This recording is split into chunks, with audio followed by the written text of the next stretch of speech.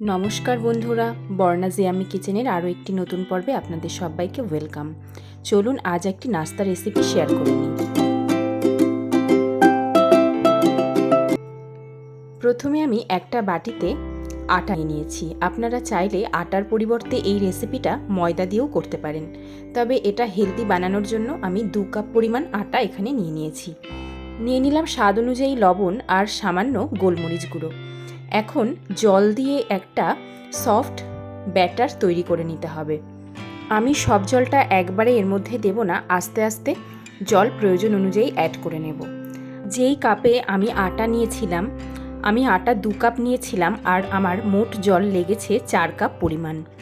এখন আস্তে আস্তে একটা হ্যান্ড হুইস্কের সাহায্যে ভালো করে একটা মিহি ব্যাটার রেডি করে নিতে হবে। এমনভাবে এটা গুলে নিতে হবে যেন ভেতরে কোনো দলা না থাকে। আপনারা হাতের সাহায্যেও এটা ভালো করে গুলিয়ে নিতে পারেন অথবা একটা চামচ দিয়েও রেডি করে নিতে পারেন। আমি হ্যান্ড হুইস্কের সাহায্যে খুব ভালো করে এই রকম একটা থিকনেসের ব্যাটার রেডি করে নিয়েছি। দেখুন থিকনেসটা একদম এই রকম হবে, তবে রেসিপিটা একদম পারফেক্ট হবে। না একদম পাতলা হবে না তো ঘন হবে। এখন ব্যাটারটা সরিয়ে রেখে আর একটা বাটি আমি নিয়ে নিলাম। আমি কিছু টমেটো কুচি, পেঁয়াজ কুচি, কাঁচা লঙ্কা কুচি, আদা কুচি করে নিয়েছি। আদাটা আমি গ্রেট করে নিয়েছি। এখন একটা মিক্সিং বোলের মধ্যে আমি ডিম ফাটিয়ে নেব। আমি মোট 4টে ডিম এই রেসিপিটায় ব্যবহার করেছি। আপনারা আপনাদের প্রয়োজন অনুযায়ী ডিমের পরিমাণ ও আটার পরিমাণ অ্যাডজাস্ট করে নেবেন।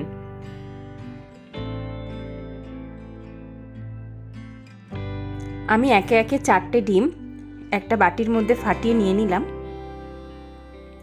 এখন এর মধ্যে কেটে রাখা টমেটো কুচি, পেঁয়াজ কুচি, কাঁচা লঙ্কা কুচি আর গ্রেট করে রাখা আদা দিয়ে দেব।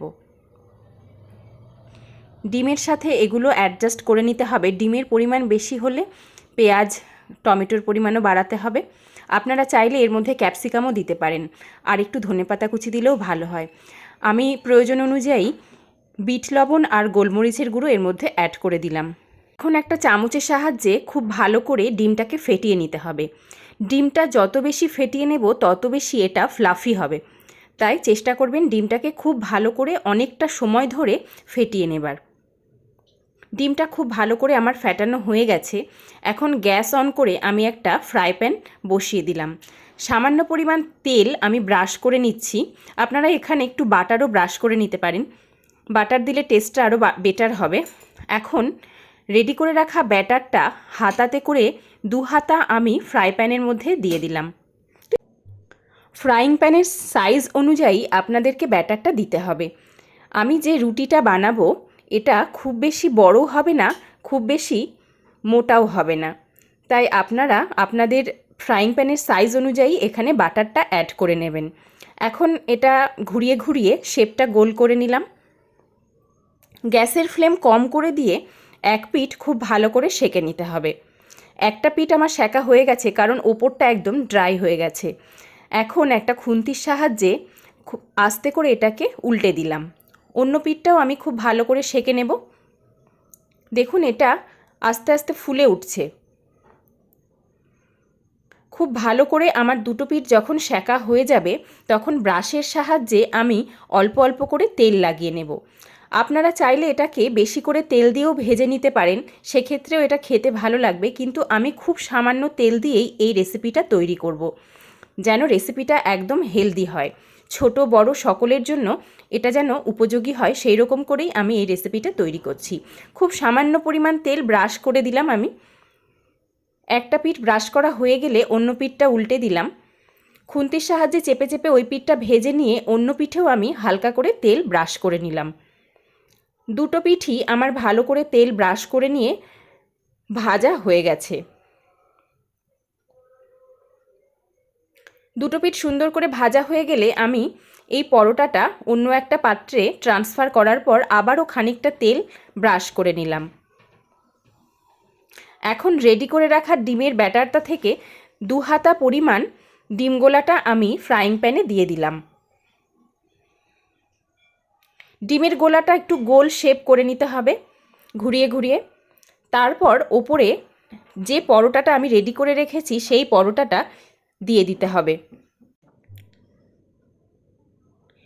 পরোটাটা ওপর থেকে দিয়ে দেওয়ার পর খুন্তি দিয়ে চেপে চেপে ডিমের সঙ্গে এটাকে অ্যাডজাস্ট করে নিতে হবে। খুন্তির সাহায্যে ভালো করে চেপে ডিমের একটা পিঠ ভাজা হয়ে গেল, পরোটাটাও ডিমের সঙ্গে আটকে গেল। এখন আস্তে করে অন্য পিঠটা উল্টে দিতে হবে।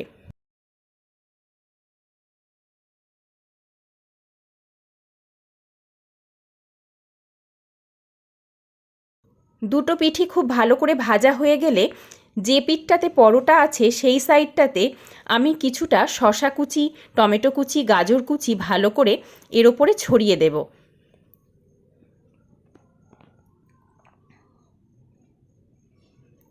একে একে শসা কুচি, গাজর কুচি, কিছুটা পরিমাণ টমেটো, কাঁচা লঙ্কা কুচি, আপনারা আপনাদের পছন্দ মতো স্যালাড এর মধ্যে অ্যাড করে দিতে পারেন। চাইলে একটু ধনেপাতা, সামান্য পরিমাণ বাঁধাকপি, ক্যাপসিকাম সেগুলোও দিয়ে দিতে পারেন। সামান্য পরিমাণ কাঁচা লঙ্কা আমি দিয়ে দিলাম।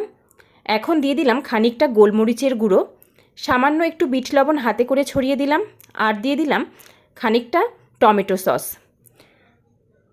টমেটো সসের পরিবর্তে সিজওয়ান বা চিলি সসও এখানে ব্যবহার করা যেতে পারে, কিছুটা চিজও এখানে গ্রেট করে দিয়ে দেওয়া যেতে পারে, সেক্ষেত্রে এটা স্বাদ আরও বেটার হবে।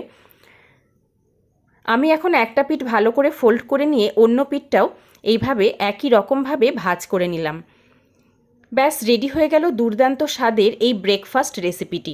এই রেসিপিটি আপনারা ব্রেকফাস্টে, বাচ্চাদের টিফিন বক্সে, বড়দের লাঞ্চ বক্সে, এমনকি ডিনারেও পরিবেশন করতে পারেন। ভীষণ হেলদি একটি রেসিপি, আর এটা একটা খেলেই কিন্তু পেট ভরে যাবে। প্রচণ্ড ভারী একটা খাবার, আর সেই সঙ্গে অনেক টেস্টি। এখন কেটে দেখিয়ে দিলাম আপনাদেরকে এটা দেখতে কেমন হয়েছে। আমি বর্ণা, আপনারা দেখছিলেন বর্ণাস ইয়াম্মি কিচেন। আমার এই নিত্য নতুন রেসিপিগুলো যদি আপনাদের ভালো লাগে, আমার চ্যানেলটি সাবস্ক্রাইব করার অনুরোধ রইল। আর আমার ভিডিওগুলো ভালো লাগলে লাইক, কমেন্ট, শেয়ার করতে ভুলবেন না। সবাই ভালো থাকবেন, সবাই সুস্থ থাকবেন। আজকের মতো এখানেই শেষ করছি। আবার দেখা হবে অন্য কোনো দিন অন্য কোনো নতুন রেসিপি নিয়ে। ধন্যবাদ।